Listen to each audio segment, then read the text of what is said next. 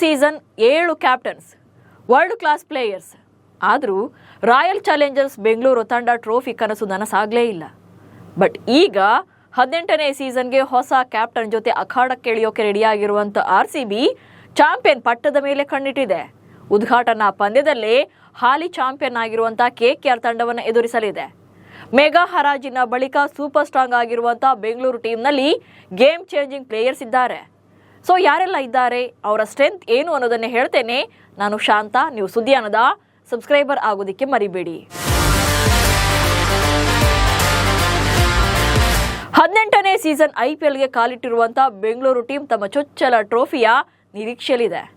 ರಜತ್ ಪಾಟಿದಾರ್ ಕ್ಯಾಪ್ಟನ್ಸಿಯಲ್ಲಿ ತಂಡದಲ್ಲಿ ಸಾಕಷ್ಟು ಬದಲಾವಣೆಗಳನ್ನು ಮಾಡಲಾಗಿದೆ. ಮೊದಲಿಂದಲೂ RCBಯಲ್ಲಿ ಬ್ಯಾಟಿಂಗ್ ಸ್ಟ್ರಾಂಗ್ ಇದ್ರೂ ಕೂಡ ಬೌಲಿಂಗ್ ವೀಕ್ನೆಸ್ ಕಾಡ್ತಾ ಇತ್ತು. ಎಷ್ಟೇ ಬಿಗ್ ಸ್ಕೋರ್ ಮಾಡಿದ್ರೂ ಕೂಡ ಡಿಫೆನ್ಸ್ ಮಾಡಿಕೊಳ್ಳುವಲ್ಲಿ ಎಡುತ್ತಾ ಇದ್ರು. ಬಟ್ ಈ ಸಲ ಇಡೀ ಟೀಮ್ ಬ್ಯಾಲೆನ್ಸ್ಡ್ ಆಗಿ ಕಾಣ್ತಾ ಇದೆ. ಬ್ಯಾಟಿಂಗ್ ಅಂಡ್ ಬೌಲಿಂಗ್ ಎರಡೂ ಕೂಡ ಸ್ಟ್ರಾಂಗ್ ಆಗಿದೆ. ಅದರಲ್ಲೂ ಈ 5 ಪ್ಲೇಯರ್ಸ್ ಹಿಡಿದ್ರೆ ಕಪ್ ಗೆಲ್ಲೋದ್ರಲ್ಲಿ ಡೌಟೇ ಇಲ್ಲ. ಅದರಲ್ಲಿ number 1 king Virat Kohli.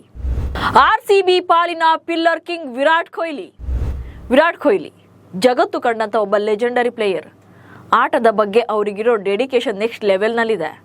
Team ಇಂಡಿಯಾದಲ್ಲಿ ಮಾತ್ರ ಅಲ್ಲ, IPLನಲ್ಲೂ ಕೂಡ ಕಿಂಗ್ ವಿರಾಟ್ ಕೊಹ್ಲಿಯೇ ಹೀರೋ. RCBಯಲ್ಲಿ ಯಾರು ಆಡ್ಲಿ ಬಿಡ್ಲಿ, ಕೊಹ್ಲಿ ಕ್ರೀಸ್ನಲ್ಲಿ ಇದ್ದಾರೆ ಅಂದರೆ ಅಲ್ಲೇನೋ ಮ್ಯಾಜಿಕ್ ಆಗುತ್ತೆ ಅನ್ನೋ ನಂಬಿಕೆ ಅಭಿಮಾನಿಗಳದ್ದು. IPL ಇತಿಹಾಸದಲ್ಲಿ 8,000ಕ್ಕೂ ಹೆಚ್ಚು ರನ್ ಗಳಿಸುವ ಮೂಲಕ ಅತಿ ಹೆಚ್ಚು ರನ್ ಗಳಿಸಿದ ಆಟಗಾರ ಎನಿಸಿಕೊಂಡಿದ್ದಾರೆ. ಅಲ್ಲದೆ 2024ರ ಸೀಸನ್ನಲ್ಲೂ ಕೂಡ ಆರೆಂಜ್ ಕ್ಯಾಪ್ ಅನ್ನ ಗೆದ್ದಿದ್ರು. ಬೆಂಗಳೂರು ಟೀಮ್ ಟಾಪ್ 4 ಸ್ಥಾನ ಪಡೆಯುವಲ್ಲಿ ದೊಡ್ಡ ಪಾತ್ರ ವಹಿಸಿದ್ರು. ಅಲ್ಲದೆ ಈ ಸಲ ವಿರಾಟ್ ಕೊಹ್ಲಿ ಚಾಂಪಿಯನ್ಸ್ ಟ್ರೋಫಿಯಲ್ಲೂ ಕೂಡ ಉತ್ತಮ ಫಾರ್ಮ್ನಲ್ಲಿ ಬ್ಯಾಟ್ ಬೀಸಿದ್ರು.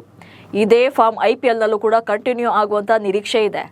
ಕೊಹ್ಲಿ ಕ್ರೀಸ್ನಲ್ಲಿ ಇದ್ದಷ್ಟು ಹೊತ್ತು ರನ್ಗಳ ಸುರಿಮಳೆ ಇದ್ದೇ ಇರುತ್ತೆ. ಅದರಲ್ಲೂ ಚೇಸಿಂಗ್ ಅದರತ್ತು ಅವರ ಪರ್ಫಾರ್ಮೆನ್ಸ್ ಇನ್ನೂ ಸೂಪರ್ ಆಗಿರುತ್ತೆ. ಹೀಗಾಗಿ ಈ ಬಾರಿಯೂ ಕೂಡ ಗೇಮ್ ಚೇಂಜರ್ ಆಗೋದ್ರಲ್ಲಿ ಡೌಟೇ ಇಲ್ಲ. Middle order strength Rajat Patidar. ಇನ್ನು ಈ ಬಾರಿಯ ಟೂರ್ನಿಯಲ್ಲಿ ಬೆಂಗಳೂರು ತಂಡದ ಮತ್ತೊಬ್ಬ ನಂಬಿಕಸ್ಥ ಆಟಗಾರ ಅಂದ್ರೆ ಅದು ರಜತ್ ಪಾಟಿದಾರ್. ಈ ಆವೃತ್ತಿಗೆ ನಾಯಕನಾಗಿ ಆಯ್ಕೆಯಾಗಿರುವಂಥ ಪಾಟಿದಾರ್ ಕೂಡ ತಂಡದ ಮಧ್ಯಮ ಕ್ರಮಾಂಕದ ಪ್ರಮುಖ ಬ್ಯಾಟರ್ ಆಗಿದ್ದಾರೆ. ಸ್ಪಿನ್ನರ್ಸ್ ಎದುರು ಹಾಗೆ ಹೆಚ್ಚಿನ ಸ್ಟ್ರೈಕ್ ರೇಟ್ನಲ್ಲಿ ಸ್ಕೋರ್ ಮಾಡುವಂಥ ಸಾಮರ್ಥ್ಯ ಅವರಲ್ಲಿದೆ. ರಜತ್ ಪಾಟಿದಾರ್ IPL 2022ರಲ್ಲಿ ಗಾಯಗೊಂಡಂತ ಲೂನಿತ್ ಸಿಸೋಡಿಯಾ ಬದಲಿಗೆ 20 ಲಕ್ಷ ರೂಪಾಯಿಗೆ RCBಯನ್ನು ಸೇರ್ಕೊಂಡಿದ್ರು. 28 ವರ್ಷದ ರಜತ್ ಪಾಟಿದಾರ್ 2022ರಲ್ಲಿ 155ರ ಸ್ಟ್ರೈಕ್ ರೇಟ್ನಲ್ಲಿ 50ಕ್ಕಿಂತ ಹೆಚ್ಚು ಸರಾಸರಿಯಲ್ಲಿ 355 ರನ್ಗಳನ್ನು ಕಲೆ ಹಾಕಿದ್ರು. ಹಾಗೆ 2024ರಲ್ಲೂ ಕೂಡ ರಜತ್ ಪಾಟಿದಾರ್ ಉತ್ತಮ ಫಾರ್ಮ್ನಲ್ಲಿದ್ದರು. 30ರ ಸರಾಸರಿಯಲ್ಲಿ 177ರ ಸ್ಟ್ರೈಕ್ ರೇಟ್ನಲ್ಲಿ 5 ಅರ್ಧ ಶತಕಗಳು ಸೇರಿದಂತೆ 395 ರನ್ಗಳನ್ನು ಬಾರಿಸಿದ್ರು. ಲಾಸ್ಟ್ ಸೀಸನ್ನಲ್ಲಿ 33 ಸಿಕ್ಸರ್ಗಳು ಹಾಗೆ 21 ಬೌಂಡ್ರಿಗಳನ್ನು ಬಾರಿಸಿದ್ರು. ಈ ಸಲ ಕ್ಯಾಪ್ಟನ್ ಆಗಿ ಮಾತ್ರವಲ್ಲದೆ ಬ್ಯಾಟ್ಸ್ಮನ್ ಆಗಿ ಕೂಡ ಆಡ್ತಾ ಇದ್ದಾರೆ. ಹೀಗಾಗಿ RCBಯ ಅದೃಷ್ಟವನ್ನು ಬದಲಿಸೋ ಸಾಮರ್ಥ್ಯ ಅವರಲ್ಲೂ ಕೂಡ ಇದೆ. ಇವರು ಕೂಡ ಗೇಮ್ ಚೇಂಜರ್ ರೋಲ್ ಅನ್ನು ನಿಭಾಯಿಸಬಹುದು. ಇನ್ನು ಮೆಗಾ ಹರಾಜಿನಲ್ಲಿ ರಾಯಲ್ ಚಾಲೆಂಜರ್ಸ್ ಬೆಂಗಳೂರು ತಂಡ ಸೇರಿರುವಂತ ಇಂಗ್ಲೆಂಡ್ ತಂಡದ ಲಿಯಾಮ್ ಲಿವಿಂಗ್ಸ್ಟೋನ್ ಕೂಡ ಭರವಸೆಯ ಆಟಗಾರನಾಗಿದ್ದಾರೆ.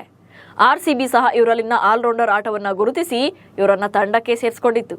ಲಿಯಾಮ್ ಲಿವಿಂಗ್ಸ್ಟೋನ್ IPLನಲ್ಲಿ 39 ಪಂದ್ಯಗಳನ್ನು ಆಡಿದ್ದು 162.45ರ ಸ್ಟ್ರೈಕ್ ರೇಟ್ನಲ್ಲಿ 939 ರನ್ಗಳನ್ನು ಬಾರಿಸಿದ್ದಾರೆ. ಈ ವೇಳೆ ಅವರು 6 ಅರ್ಧ ಶತಕಗಳನ್ನು ಕೂಡ ಸಿಡಿಸಿದ್ದಾರೆ. ಅಷ್ಟೇ ಅಲ್ಲ, 22 ಇನ್ನಿಂಗ್ಸ್ಗಳಲ್ಲಿ ಬೌಲಿಂಗ್ ಮಾಡಿ 11 ವಿಕೆಟ್ಗಳನ್ನು ಭೇಟಿಯಾಡಿದ್ದಾರೆ. ಸೊ ಲಿವಿಂಗ್ಸ್ಟೋನ್ 2019ರಂದು IPLಗೆ ಪದಾರ್ಪಣೆ ಮಾಡಿದ್ರು.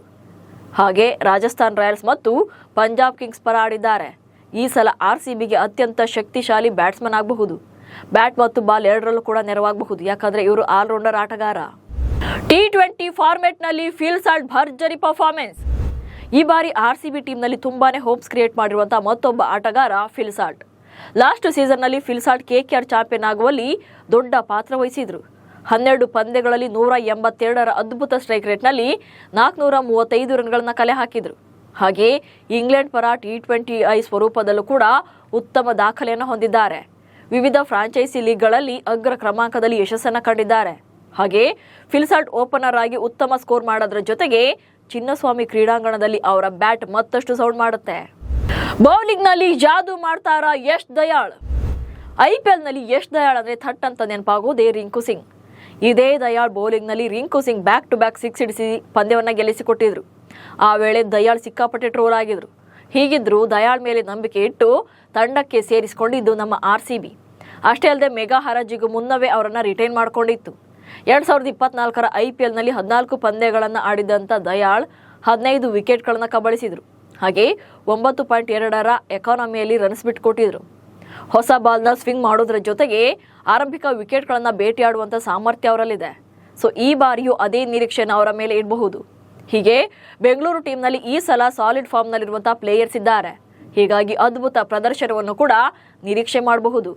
ಸೊ ಈ ಬಾರಿಯ IPLನಲ್ಲಿ ನಿಮ್ಮ ಪ್ರಕಾರ ಬೆಂಗಳೂರು ತಂಡದಲ್ಲಿ ಯಾರು ಬೆಸ್ಟ್ ಪರ್ಫಾರ್ಮೆನ್ಸ್ ಕೊಡ್ಬೋದು ಅನ್ನೋದನ್ನ ಕಮೆಂಟ್ಸ್ ಮೂಲಕ ತಿಳಿಸಿ. ಹಾಗೆ ಸುದ್ದಿಯನ್ನು ಫಾಲೋ ಮಾಡಿ. ನಮಸ್ಕಾರ.